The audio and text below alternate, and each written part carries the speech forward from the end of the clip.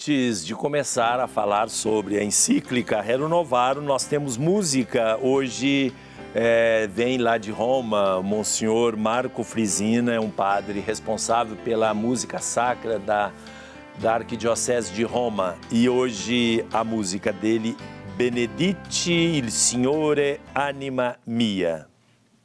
Confiramos.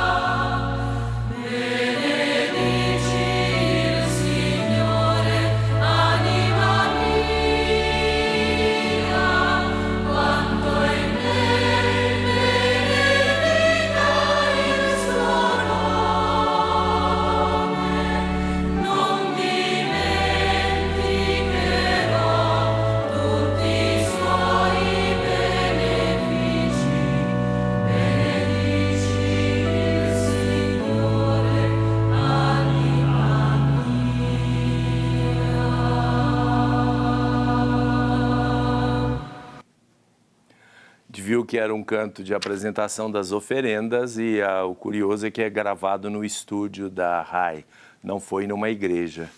E é importante também aprender que durante a apresentação das oferendas não existe propriamente canto para o ofertório, como se dizia antigamente, ou para a apresentação das oferendas, porque não é um cântico da liturgia, é um cântico que serve àquele momento.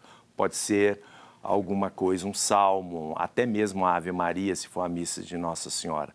Isto vale para entrada, ofertório e comunhão. Não são cantos na liturgia, da liturgia, mas são cantos na liturgia. Muito bem, mas vamos agora ao nosso tema da Rerum Novarum. Olha, é bom a gente lembrar o seguinte, o contexto da Rerum Novarum nós já falamos. Foi uma profunda renovação pedida pelo Papa nas leis trabalhistas, ou a introdução mesmo de leis trabalhistas para barrar o comunismo que estava ameaçando a Europa. Exatamente por causa do caráter bastante indigno, danoso, iníquo do sistema capitalista que estava começando através da industrialização, aí o socialismo viu aí a brecha para entrar do lado dos trabalhadores. A igreja estava ausente. Neste momento, o Papa Leão XIII percebe que o processo deve ser revertido através da melhoria ou das melhorias das condições da vida dos operários. E foi muito bem sucedido. Através disso, o Partido Comunista na Europa ficou sendo um partido de oposição muito necessário até acabar completamente quando houve a derrocada do comunismo e tantas outras coisas ruins que houve, como violência, invasão de praga e assim por diante. Então, isso mais recentemente. Por isso, na parte primeira, o Papa já começa a tocar no problema dizendo o socialismo falso remédio. E ele começa dizendo que a solução socialista é inaceitável pelos operários. Ou seja, são os operários que não devem aceitar porque eles serão prejudicados. E a primeira razão que o Papa apresenta é uma razão de justiça. Na medida em que a pessoa trabalha e o seu trabalho produz frutos, não é justo que esses frutos sejam distribuídos para todos e não se valorize o esforço de quem trabalha, o pai de família, para a sua família. Isso é a primeira ideia. E a propósito disso, eu me permito contar a famosa historinha que todos vocês já conhecem, alguns já conhecem, e que diz respeito a nós que somos professores. Os alunos falavam, elogiavam muito o comunismo, o socialismo de Estado numa sala de aula, como é comum, e o professor falou, ótimo, vamos fazer uma experiência socialista na sala? Vamos! Aí o que ele fez? Ele falou, a partir de agora, todos os seus rendimentos escolares, os trabalhos e as provas, no final serão divididos pelo número de alunos e a nota será igual para todos.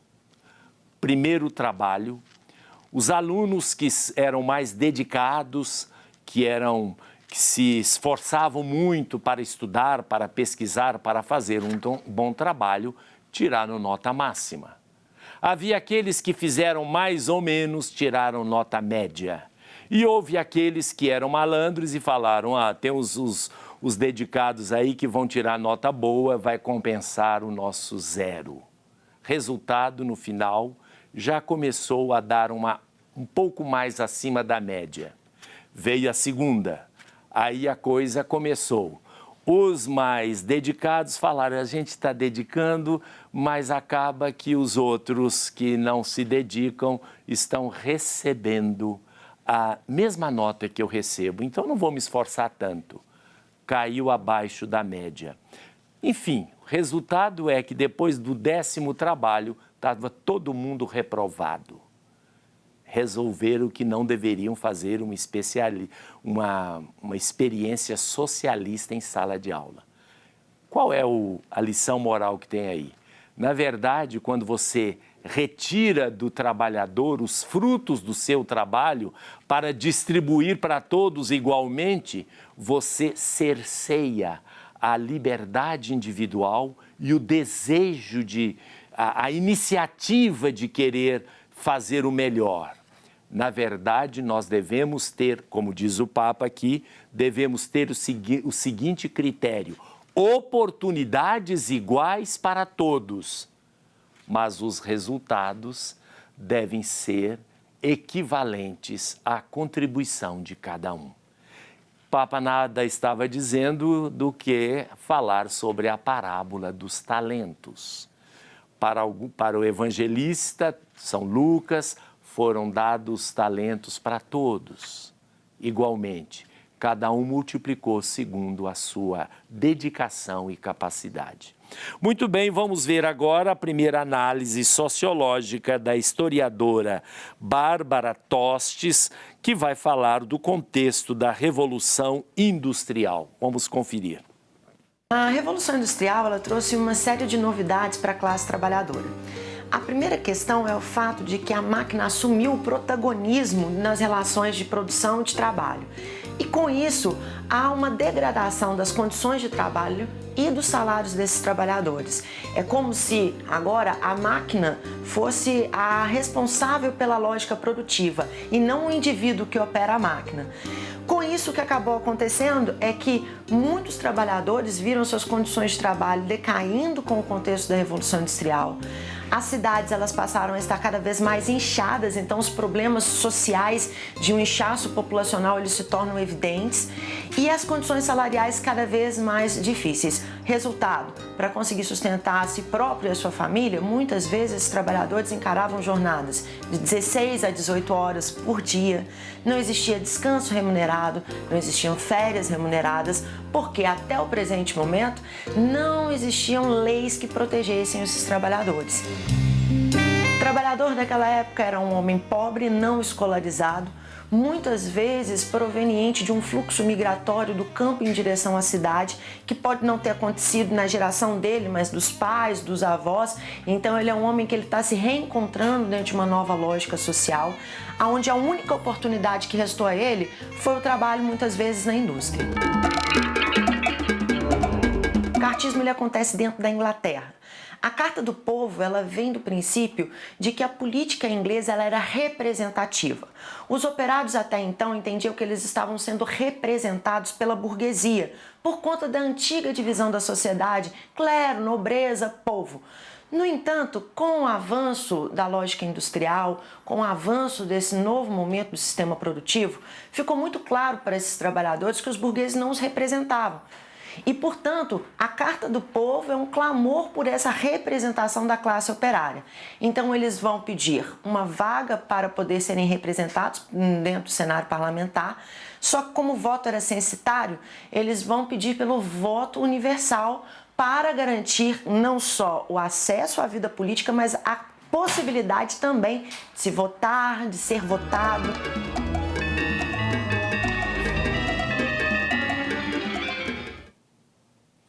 Muito bem, daqui a pouco nós voltamos para continuar falando sobre a Rerum Novarum.